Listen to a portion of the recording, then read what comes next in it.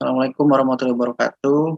Kami dari kelompok 9 akan mempresentasikan atau memberikan pendapat tentang film dokumenter yang berjudul Muter Panguripan. Di sini saya Aji Muhammad Nurfadillah dengan NIM 157. Silakan rekan-rekan saya untuk memperkenalkan diri terlebih dahulu. Saya Lulu Anissa Safari dengan NIM 041. Saya Boy Susibua dengan NIM 194. Saya Andi Saputra, NIM 51909111205. Saya Muhammad Sabril Karim dengan NIM 249. Saya Kalam Saiful Mikdar dengan NIM 246. Ya, mungkin bisa saya mulai ya. Untuk yang pertama itu menjelaskan tentang isi dari film dokumenter tersebut. Untuk rangkumannya yaitu dokumenter ini menceritakan tentang seorang petani yang bernama Bapak Ngatenu. Beliau sudah bertani sekitar 30 tahun lamanya. Dalam dokumenter ini menceritakan tentang kegiatannya atau kegiatan bekerja beliau sehari-hari sebagai seorang petani, di mana dalam bertani itu tidak hanya menginginkan hasil sebuah uang atau hasil dari bertaninya tersebut, tetapi beliau sangat menikmati dari pekerjaannya tersebut. Dan hal yang paling beliau tunggu atau hal yang paling beliau bikin bahagia adalah di mana ketika padi-padi tersebut dapat tumbuh dengan subur, dapat tumbuh dengan baik, dan mendapatkan hasil yang terbaik dari panennya tersebut. Di dalam dokumenter juga dijelaskan di mana beliau sangat menyukai pekerjaannya, walaupun setiap hari harus bergelut dengan kegiatannya di sawah. Mungkin sekian untuk penjelasan dari saya. Selanjutnya silahkan. Untuk nilai-nilai yang terkandung, nilai-nilai Pancasila yang terkandung dalam film dokumenter tersebut, dapat saya simpulkan beberapa, yaitu yang pertama, sila pertama yaitu ketuhanan Yang Maha Esa. Bapak Ngatenu mengatakan kalau tidak apa-apa jika hasil panennya kurang bagus. Bersabar saja, musim depan dicoba lagi, insya Allah akan bagus. Jika gagal lagi, itu sudah diatur oleh Tuhan Yang Maha Esa. Nah, itu menunjukkan bahwa Bapak Ngatenu bertawakal berserah kepada Allah karena beliau percaya bahwa Allah sudah mengatur semuanya. Kemudian untuk implementasi nilai-nilai sila kedua, jika Bapak Ngatenu menjual hasil panennya dengan harga yang masuk akal atau sesuai dengan harga pasaran dan aturan, tidak dimahal-mahalkan atau tidak dilebih-lebihkan, maka ini termasuk dalam sila kedua, yaitu keadilan sosial bagi seluruh rakyat Indonesia. Sekian dari saya. Ya, Oke, saya lanjutkan. Pada implementasi sila ketiga itu persatuan Indonesia, yang digambarkan dengan persatuan dari kerukunan serta para petani yang harus bergotong royong untuk mendapatkan hasil panen lebih baik. Kemudian sila keempat yaitu kerakyatan yang dipimpin oleh kebijaksanaan. Dalam permusyawaratan dan perwakilan dilihat Bapak Ngatenu ini tidak terlalu mementingkan kepentingan pribadi dan golongan, karena Bapak ini dengan senang hati melaksanakan pekerjaan taninya secara bersama dengan masyarakat sekitar. Pada sila kelima yaitu keadilan sosial bagi seluruh rakyat Indonesia. Dari kerja keras Bapak Ngatenu sudah mencerminkan sila kelima yang semangat dalam bertani selama 30 tahun. Dan juga Bapak Ngatenu menghargai hak-hak orang lain yang melakukan pekerjaan berbeda di sekitar Pak Ngatenu. Oke, selanjutnya akan diajukan oleh teman kami. Baik, selanjutnya saya akan menjelaskan tentang analisa kebijakan pemerintah dalam meningkatkan kesejahteraan petani. Data mencatat sektor pertanian tetap tangguh di masa pandemi dengan ekspor mencapai 6,4 miliar US dollar atau 3% dari total ekspor Indonesia. Upaya pemerintah dalam meningkatkan kesejahteraan petani dilakukan melalui Kementerian Pertanian.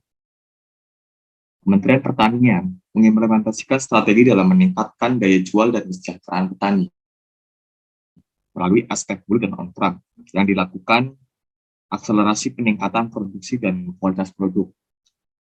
Dilakukan untuk membantu petani berupa subsidi pupuk, benih, dan bantuan lainnya. Kemudian membangun infrastruktur irigasi dan lahan mekanisme efektivitas produksi, dan mutu hasil, penyuluhan, pelatihan, dan asuransi usaha tani. Kemudian ada 3 program Kementerian Pertanian untuk meningkatkan produksi dan kesejahteraan petani. Yang pertama yaitu penyediaan layanan kredit usaha rakyat atau KUR.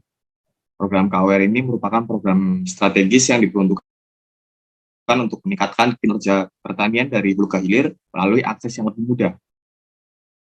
Program ini mampu menopang dan memperkuat potensi pertanian di daerah-daerah. Yang kedua, program penguat melalui gerakan 3 kali lipat ekspor atau GratiX. Gerakan ini dibuat untuk mengajak kepada seluruh pemegang kepentingan pembangunan pertanian dengan cara memanfaatkan teknologi dan informasi, jejaring, serta kerjasama yang kuat. Dengan begitu, informasi komoditas ekspor di masing-masing daerah lebih lebar. Yang terakhir, pembentukan Komando Strategi Pembangunan Pertanian atau Kostratani. Strategi ini nantinya akan memperkuat fungsi penyuluh sebagai ujung tombak pemantauan kondisi lapangan di tiap-tiap kecamatan. Mungkin itu saja. Selanjutnya akan dijelaskan oleh saya, Mas April. Berikutnya saya menambahkan dikit dari mungkin analisa saya, keterlibatan pemerintah terhadap kesejahteraan petani itu sangat penting, apalagi di bidang pertanian itu menjadi salah satu pengaruh ekspor internasional maupun lokal. Pemerintah itu sendiri sudah membuat strategi yang telah dilakukan di lapangan seperti pembinaan secara intensif terhadap kelompok petani, dan juga pengawalan dan pendampingan supaya mampu melaksanakan pembinaan yang telah terjadi. Pemerintah itu juga membuat strategi pemasaran seperti mengadakan pameran atau promosi yang dimana menurut saya itu sangat efektif dan efisien. Itu juga menjadi salah satu pengaruh besar terhadap kesejahteraan petani. Mungkin itu saja tambahan sedikit dari saya. Berikutnya untuk Baik, berikutnya bagaimana sih inovasi yang bisa dilakukan untuk pertanian di Indonesia ke depannya? Dari analisa saya, yaitu dari penggunaan lahan yang semakin sempit yang memang terjadi karena memang dari kebutuhan pembangunan terutama pada rumah tinggal, memang di Indonesia itu masih, karena negara kita masih negara berkembang, jadi masih banyak memerlukan pembangunan untuk meningkatkan kesejahteraan masyarakat, terutama kebutuhan yang utama yaitu sebuah rumah tinggal. Nah, untuk pertanian itu sendiri, misalnya inovasi yang bisa dilakukan adalah dengan membuatnya dengan bangunan secara vertikal, jadi pembangunan di lahan sempit yang biasanya kita membangun secara melebar menggunakan lahan yang cukup luas, tetapi dalam inovasi yang bisa dilakukan yaitu dengan membangun secara vertikal, menjadikan ruang-ruang yang bisa diolah itu menjadi lebih tidak terbatas gitu. Seperti yang bisa dilakukannya itu dengan salah satunya di pertanian, yaitu dengan membuat sistem hidroponik, di mana teknologi yang bisa dikembangkan ke depannya itu seperti yang kita tahu bahwa teknologi yang semakin berkembang itu untuk memangkas,